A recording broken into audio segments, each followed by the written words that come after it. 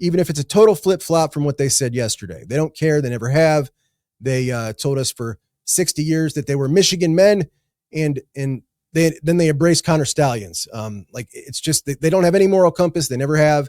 They were a 3-star factory. They turned rough pieces of clay into polished diamonds into the NFL. Didn't need to spend money. Now they tell us they're the richest. That literally happened in less than a year. They're ugly inside. They have no true compass, and they're very disingenuous people. But again, that's what makes the rivalry so great. That hate is great.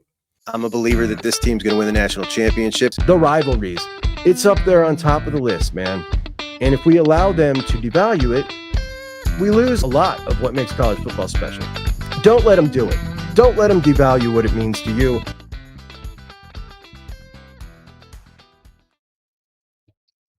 And welcome into Juck on Bucks on a Thursday. Appreciate you so much for joining me. Yesterday, we talked about Jeremiah Smith declaring victory in the game for the next 2 years. And he said some more in that interview that I want to get into, as well as a statement from Ross Bjork that I found to be very interesting timing and not a whole lot of specifics. We'll get to that. LSU sells its soul. Your comments about a very controversial statement I made, apparently, and some programming notes. We got some Juck on Bucks news. But today, I want to talk about the rivalry. Some of you who are new to this show, or some of you may have been watching for a while, you may know my stance on this, but I was asked yesterday, and I did a show with Darren Talks Ball. That is, he's a Michigan fan. He talks a lot about Michigan, but does kind of a Big Ten channel. And he did an essay about Michigan's 2023 season and wanted to work on one for Ohio State's 2024 season. But he's obviously a Michigan fan, and not a lot of Michigan fans going to watch that. Ohio State fans will. And coming from a Michigan guy, probably best to get some Ohio State insight on that. And that's why he wanted to have me on to talk about that journey from an Ohio State fan's viewpoint as to the ups, the downs, what we were feeling around certain games and certain points in the season. And it was a really interesting exercise because I hadn't done it yet. I hadn't really gone through the ups and the downs of that season. And when I was sitting there talking to him, I realized there were some things that I kind of forgot about till I was expressing my feelings in the moment, kind of what we were processing step by step.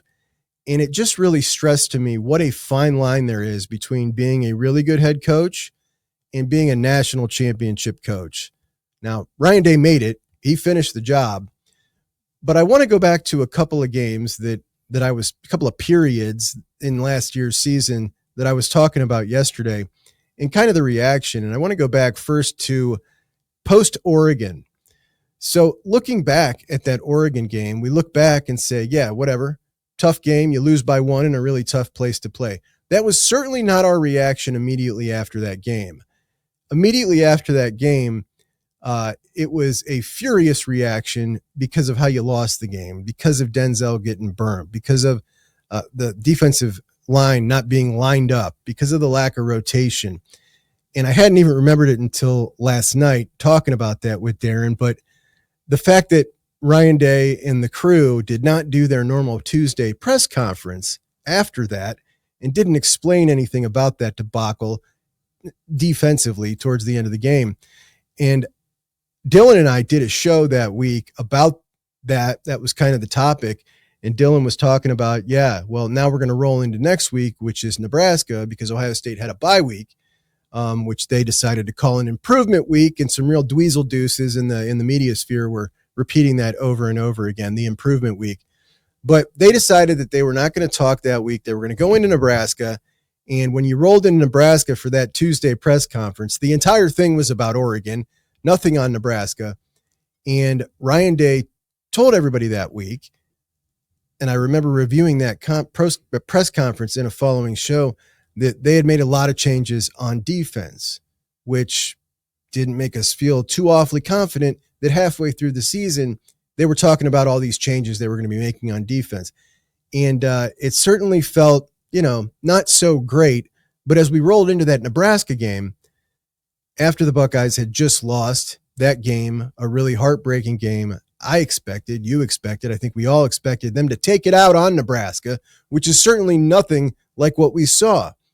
We saw a team come out in that Nebraska game that was so flat, and you just had to wonder, like, what's going on with this senior leadership that they're going to come out after that loss and put on a performance like this in a game where they should totally destroy a team with a freshman quarterback, and it takes to the final drive to make that happen.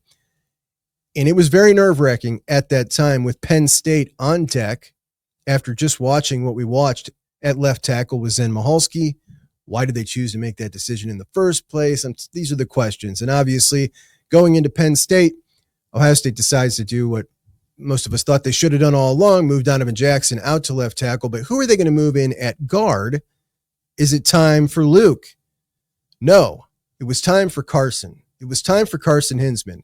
And Carson Hinsman, Ryan Day said, based on the experience, was going to get that start at Penn State.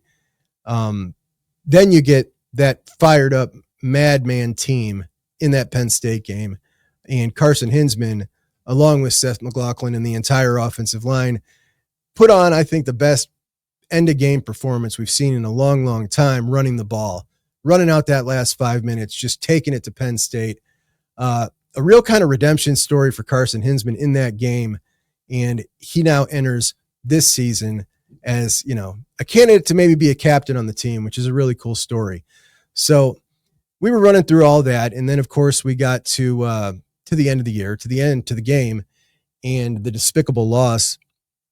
And following that game with the interview with Dom Taberi and Ryan Day saying, we're still in this thing and some others aren't. And that didn't go over very well with a lot of fans. But at that point, a lot of rational Ohio State fans saying, if you get bounced against the Tennessee game, I can't support it anymore. I can't support Ryan Day being the coach anymore with 4 losses in a row, exiting in the first round of the playoffs.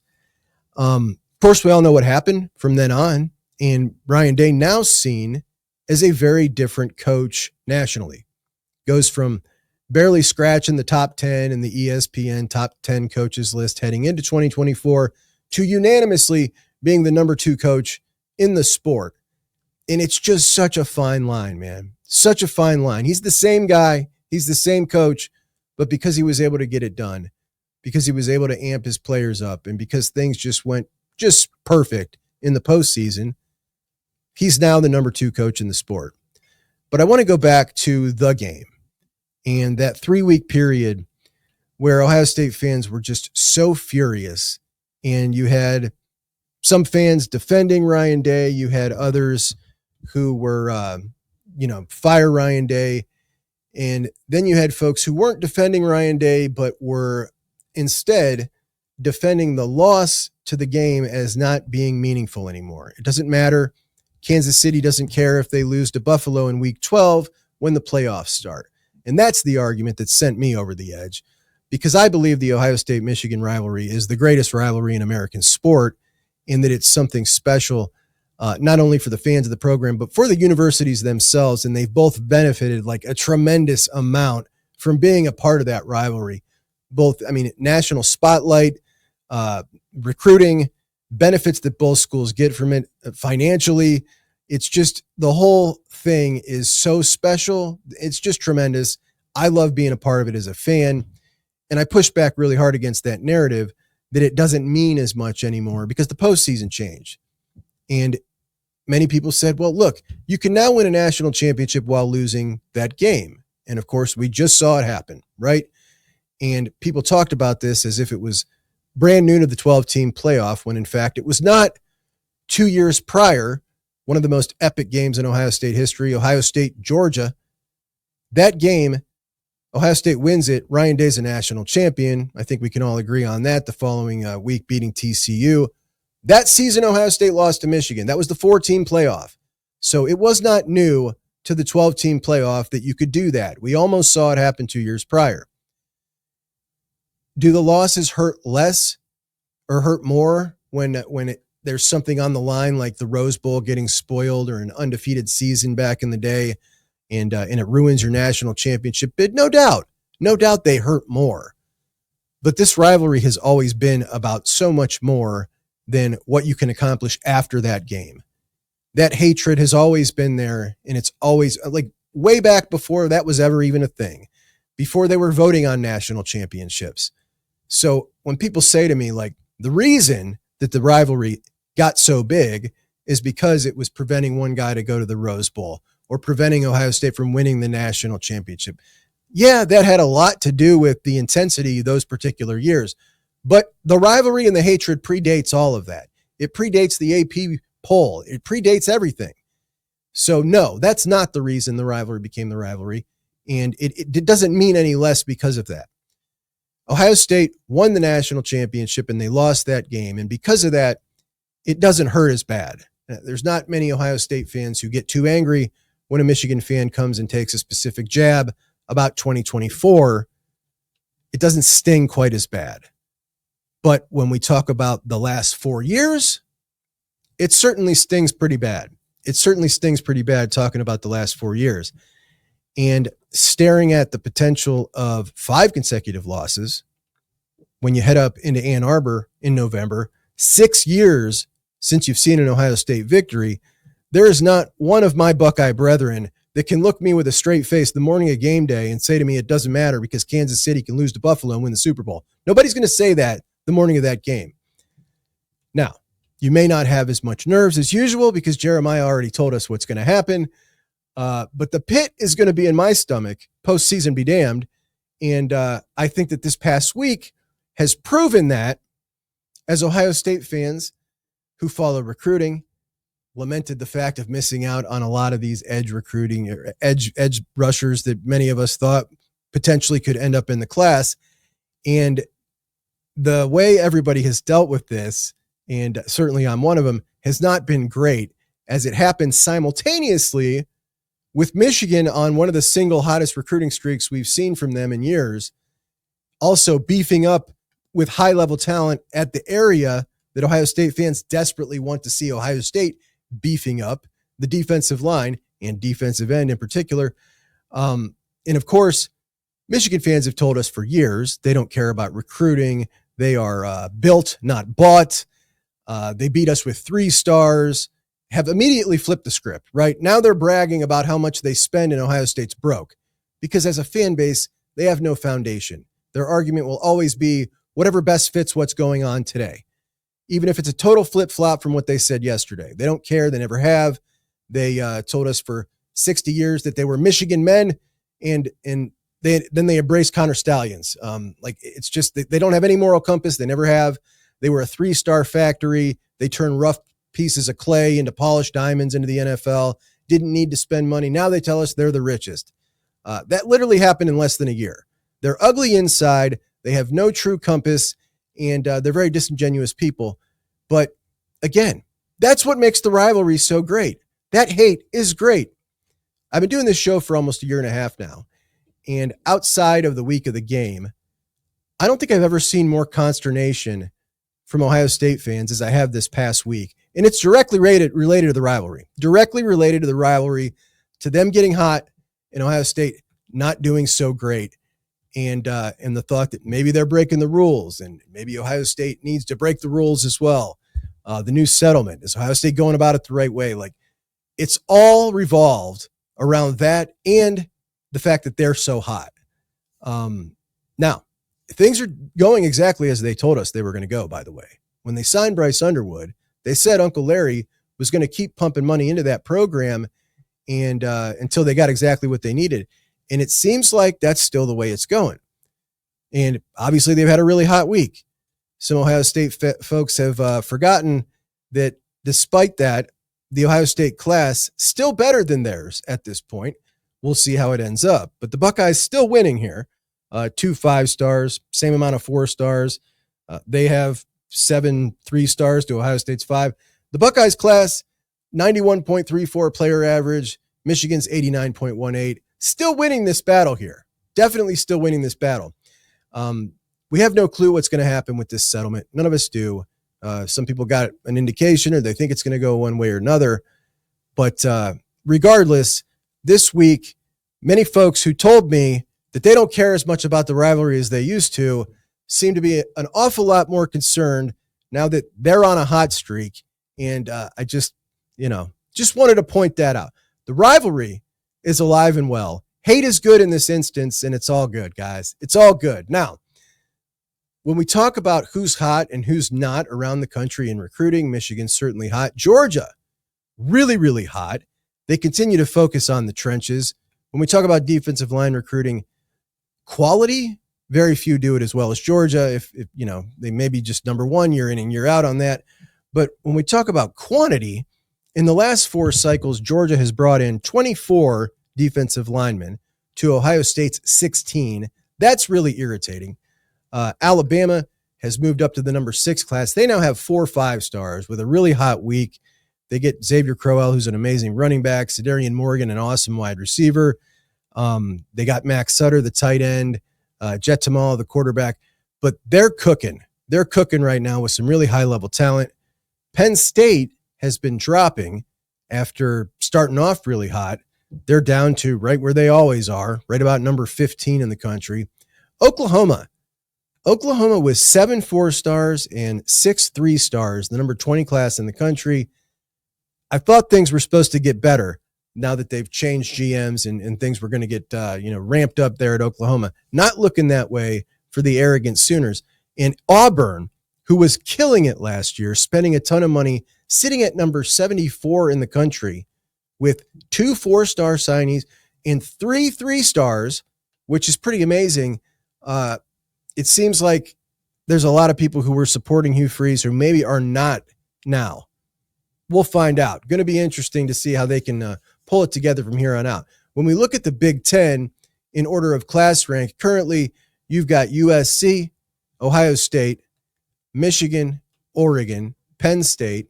Then at 21 in the country, UCLA, who's been on fire, Washington at 24, Minnesota at 25. Minnesota in the top 25 is pretty amazing. Doubt it holds, but they've been doing good. Better than a lot of the Big Ten. Indiana at 27, Rutgers at 29, Michigan State at 30, Wisconsin 31, Iowa 32, Nebraska 34, Purdue 49, Northwestern 51, and Maryland. Disgusting. Maryland gets Zion Ellie to stay home. The number 1 edge rusher in the country. He's from Maryland. They get him to stay home. You got Emmanuel Ahianachu, also out of Maryland, a 5-star offensive tackle. And it's sounding for, he's thinking about it. Zion Ellie's making him think about it. Should I stay home too? After Zion Ellie, a 5-star, obviously, the number 1 edge rusher, they've got nothing but 3 stars. They got 2 guys to commit in the entire month of June. It's fallen apart for Mike Loxley at a school that could be so much better at football, but they're not. Additionally, formerly Buckeye target Keyshawn Eliezer ends up committing to Stanford this past week, which was, that guy never should have been on Ohio State's board, in my opinion. But anyway, he ends up committing to Stanford, and that is kind of our roundup for the Big Ten and what's going on in recruiting. Now, the other day, by the way, let's like the show. Let's subscribe to the show. I think we would all feel better today if we did that. Now, Jeremiah Smith signed a deal with Adidas, and this deal, not just Jeremiah Smith, by the way. We've got Chris Henry Jr., as we talked about, and Caden Dixon-Wyatt also signed an Adidas deal. Not quite like Jeremiah's. Jeremiah's is worth $4.2 million. Pretty interesting. Adidas really got their hooks into the Ohio State wide receiver room. Emeka's got an Adidas deal. I think there's another NFL Buckeye wide receiver that has an Adidas deal as well. But Adidas, despite Nike sponsoring Ohio State, Adidas, the official sponsor of the Ohio State wide receiver room, Nike should not have ever let that happen. They should have done whatever it takes to make sure they got JJ. But JJ coming out and making that prediction, he also had some more to say in that article and in that interview that he did with Manny Navarro. Talked about Julian Sayin, said his arm is different, going to be scary for opponents. Talked about the Heisman and asked if, does he want to win the Heisman? And he said, all I care about is winning another natty. That individual stuff will come after that, which is obviously great to hear. He always knows the right thing to say. The dude's just very polished for a guy his age. And then he said he didn't really get the offense, didn't really start slowing down for him till the end of the year, which, when we talk about a scary proposition for opponents, that's pretty scary. Now, Ross Bjork over the last week and a half has received a heavy amount of criticism. Tuesday, Ross Bjork released a letter. And I found the timing interesting. It could be related to the criticism. Who knows? But he basically just kind of touts that the past year has brought rapid change across the landscape of college athletics. We'll continue broader conversations about the future of intercollegiate athletics. Through it all, we have stayed focused on what matters most, doing right by student athletes representing Ohio State. On June 12th, I addressed many of the items in a gathering with our local media, and I indicated that no matter what, Ohio State will be a leader in shaping what a new modernized approach in college athletics looks like. So sounds like he's responding to some of the criticism, maybe basically saying, no matter what happens, we're going to pivot. We're going to do what we need to do to make sure Ohio State stays on top of it. So you could say maybe that's a response to some of the criticism. Basically, don't worry. We're going to pivot if we need to pivot. You could say that. Maybe you could say it's all just a coincidence and timing too. But he continues, while change is around us, we can count on two things that will never change. Our student athletes will continue to excel in the classroom, and we will compete at the very highest level in all 36 sports. I'm proud to share that our student athletes continue to set the standard, not just in competition, but in the classroom. This year, we celebrated record academic performance across most of our teams, proving once again that success at Ohio State is built on competitive balance, drive, discipline, and integrity. Looking ahead into 25 and 26, the excitement is real. We're building momentum across every program, making smart investments in facilities, expanding support for student-athlete development, and working to ensure that Buckeye fans have a first-class experience every time they show up in the scarlet and gray. There's more work to do. We're hungry and we're ready, and we also are asking for your continued help. You cannot end one of these things without your hand out if you're a university, not just Ohio State, but all of them. There are many ways to continue to contribute to your Buckeyes by donating to the Buckeye Club, buying season tickets, purchasing merchandise, and directly working with our student athletes, engaging with the Buckeye Sports Group, and that is the new NIL. You want to directly work with the student athletes? That's where you go. If you're a business owner, get a hold of them. Let's get these deals rolling for our Buckeyes. That's how we can win, and that's how we can beat everybody. Now, speaking of athletic departments raising money, I did want to hit on this today because it's something I've talked about for a long time. It has to do with LSU. Now, LSU is currently socializing a plan here. They are socializing a plan, and it's something that, so you might have seen last week or 2 weeks ago, I did my top 12 favorite uniforms in college football, one of which is LSU. And obviously, I'm a uniform guy. I'm a helmet guy. This is kind of my thing. We saw last year that the NCAA allowed schools to put advertisements on the field. They are allowing them to now sell naming rights to the stadium, and they have floated putting patches on the jersey. And while I don't like any of it, to me, it's like you got to draw the line somewhere, and patches on the jersey to me feels like just like college football is just different. It's different than pro sports. It's different. Those uniforms, they're so much more historic. They're so much more, they're just different than any NFL uniform. We look at teams, these helmets around me in the programs, in Alabama and Penn State, Ohio State, LSU, like these programs have been in these uniforms for 100 years. It's just sickening to me to think that they can raise money any way they want, and they're going to choose to do it like that. But it's also sickening that they're crying poor while doing it when, yeah, they're taking on $20 million in revenue sharing. They also, every team in the SEC and Big Ten got a massive raise last year, and trying to pretend like in this new era of college football, which is what they keep saying, in this new era of college football, as if they're poorer than they used to be when they're actually way richer than they used to be in this new era of college football, that they got to stoop to this. You don't have to stoop to this, but they're socializing it. LSU is. They want to gauge the reaction from the LSU fan base. They want to hear what college football fans say. And if there is no pushback from LSU, by the way, they said they have gone through every single sport and already decided on each sports jersey from cross country to football where they want to put their patches for whatever company it is. And they're socializing it. As soon as they don't see a big pushback from LSU, they'll get the approval. They'll move forward with it.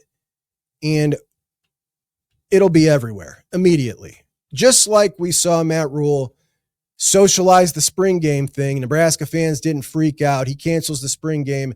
Immediately after that, we saw 10 schools follow suit within the next week and a half. And that is exactly what will happen with this. And before you know it, it's going to look like Major League Soccer on our college football fields. And every uniform is forever going to be tainted because there is no going back. Once you do this and you get used to that money, there is no going back. So this is the one area I was just terrified about for Ohio State to even consider. And, bottom line, nothing we're going to be able to do about it. Once it starts, it's over. It starts, it's over. That's it. We can look forward to hearing previews like the Tigers are going to play at Fleshlight Field at Safe Light Stadium, formerly Sanford Stadium, to play the Dogs. Like that's what it's going to be like. You're already seeing the places like Michigan. You know what Sharon Moore's title is? Let me pull up Sharon Moore's title because I can't remember it off the top of my head. Sharon Moore's title is University of Michigan J. Ira and Nikki Harris Family Head Football Coach. That's Sharon Moore's title. He's not the head coach of Michigan football. He's the University of Michigan J. Ira and Nikki Harris Family Head Football Coach. That's his title. It's just ridiculous, dude. I can't stand these people. And you got a bunch of pencil pushing nerds who don't care about college football or the tradition making the decisions here. And, we're just along for the ride, the people who care about it. So LSU going to look like a bunch of clowns soon, and everybody will follow suit. That's what it is. At least if they put patches on our Buckeye jersey, could we please at least get our gray sleeves back, Ross? Maybe you could do that for us. All right, let's get to my favorite part of the show, Jucking Around, where I answer the comment section, and I'd love to do this every day. The thing is, you guys got to really bring it in the comment section for it to be worth it. Today, it's worth it. Now, apparently, I really went over the line yesterday with my take on the hibachi grill. We were breaking down a picture of the entire defensive line eating at a hibachi grill, and the point of the segment was to look at some of the guys and talk about some of the physical development and changes we're seeing in some of that defensive line group. But my comments on hibachi food and hibachi grills in general is what set you guys over the edge, with comments from Twitter to the comments section about me crashing out over hibachi. What a wild take it was that I don't like hibachi grills. And I really forgot my least favorite part of hibachi grills while we're on the topic. I'll bring it up again. The worst part of hibachi grills is the way you sit. You don't sit with your family. You sit with the person to your right and your left. That's it. You can't talk to your wife down there. You can't talk to your mom down there. You're all spread out like this. It's terrible. It's terrible. Now, here's the funniest part of the whole thing. And this was not planned, but I told you, my middle son, a great cook. I understand you don't all got it this good, but the kid loves his dad. This was not planned. He made hibachi for dinner last night. And let me tell you, better than any hibachi grill I've ever had. And I didn't come out smelling like grill oil. And I actually got to have a conversation with my family at dinner. How you like them apples? Let's move on. Our buddy Tom says, just let JJ wear a t-shirt to the Las Vegas event. Legendary dude who looks scary. He certainly does look very intimidating. Really enjoyed today's show. Came away feeling positive. I guess the trip to Ann Arbor won't be boring after all. We should be feeling very positive. And the fact is, those of us who follow this every day, the daily minutia of things, have a much different view right now than everybody else who's not paying attention to this every day. What are they looking at? The Buckeye fans who aren't the 0.002%, who aren't in on this every day. What are they thinking? Honestly, they're feeling great. The Buckeyes just won the national championship, and we're heading into a season with the top 3 odds to win the national championship again, right? We're artificially stressing ourselves out because we're talking about what's going to happen 2 and 3 years from now, which is what we're talking about when we're talking about recruiting. So yeah, good to take a step back sometimes and live with the rest of the normies and just understand that we're in a really good spot. We're about to have a really fun season, maybe the most interesting season we've ever seen in college football, with 9 programs that can potentially win a national championship in an expanded playoff format that fits that perfectly. So we should be super excited. We're 1 month from camp. There's not anything that should be bringing us down. Kevin says, great show. Got my membership from Blue Wolverine. Shout out Blue Wolverine. Every live show we do, it gives away like 10 memberships, which really helps the show. Will we ever see Ohio State build a brand new stadium? They could turn the old one into a museum or something. Man, I hope that this happens on my grandkids' watch and not mine. Because when I think of a college football program, I think of two things, the stadium and the uniform. And just like what we just talked about, the uniform at LSU, as soon as they put the patches on and the Tiger fans don't freak out, we're going to see that spread throughout the country. And just like that, as soon as Penn State tears down Beaver Stadium and redoes Beaver Stadium in a way that they do these new stadiums where they maximize pockets of seating, right? Like Ohio State's trying to retrofit in these areas into a 100-year-old stadium where they can maximize revenue, the 1922 club, the South End Zone boxes. Well, you build a new stadium, you get to build all sorts of premium seating options in there, and it makes you a lot more money. So when they see one program do that, Ohio State's going to do it, Michigan's going to do it, Tennessee's going to do it, Georgia's going to do it, LSU is going to do it. And all of a sudden, we've lost all these beautiful historic venues. So, yeah, I hope it doesn't happen on my watch. It will happen on somebody's watch. They can't live forever, though I wish they could. Rigsby Philippine says, you don't know me by this name, but I'm a Juck on Bucks OG and a daily fan. I tagged you in my short yesterday out of Chiang Mai. I was going to have her do a Juck on Bucks cheer, but I chickened out. But we're your number one and number two daily fans waking up to Juck on Bucks over coffee daily. Now you know you have an international fan club. Shout out to our Thailand Juck guys. Did not know we had you. I didn't get that short. I don't know how I missed that, but I think that is incredibly awesome. Next time, don't chicken out. Do the cheer. I'll put it on the show. That's fantastic. Appreciate you. Adam says, hey, Juck, me and some Juck guys have been chatting. We need some Juck Eye merch. Man, I'd like to say I'm working on it. I'm really not. I haven't done anything. But I'm trying. See, the thing is, priority is always the show. Got to always work on the show first, and these other things fall by the wayside. But about the show, let's talk about it. So Tuesday, guys, next Tuesday, in comes the official Juck Eye fiber internet, right? The fiber internet comes, and as some of you know, I don't like to spoil it, but I record the show the night before and I release it at 7 a.m. Now, I record the show at night because I can only do the show at night, right? So many of you have been asking me to go live. When we get this fiber internet, we may transfer over to maybe a 3-day-a-week format where we're doing Juck on Bucks prime time. So the show live in the evening, and we'll see how it goes. If it's something you guys like, maybe we carry it on through the season. If it's something that seems to do better than the morning show, maybe we make it permanent and go prime time for good. But we'll try it out when that fiber comes, see if that feed works good. Right now, I'm looking at this thing as I'm recording it, and it has 3 possible bars, and it's down to just 1, even though my signal is good. I don't know what the deal is, but we'll find out. If this fiber helps, we'll change that format. So maybe not merchandise right away, but I know that's something a lot of you have been asking, so that might be some good news for you. Juck on Bucks Primetime Live. We'll see how it works when we get this fiber, but we should be trying it out next week. So some exciting news. So that's our show today, guys. I do appreciate you all so much for joining me. I will talk to you soon. Juck on Bucks out.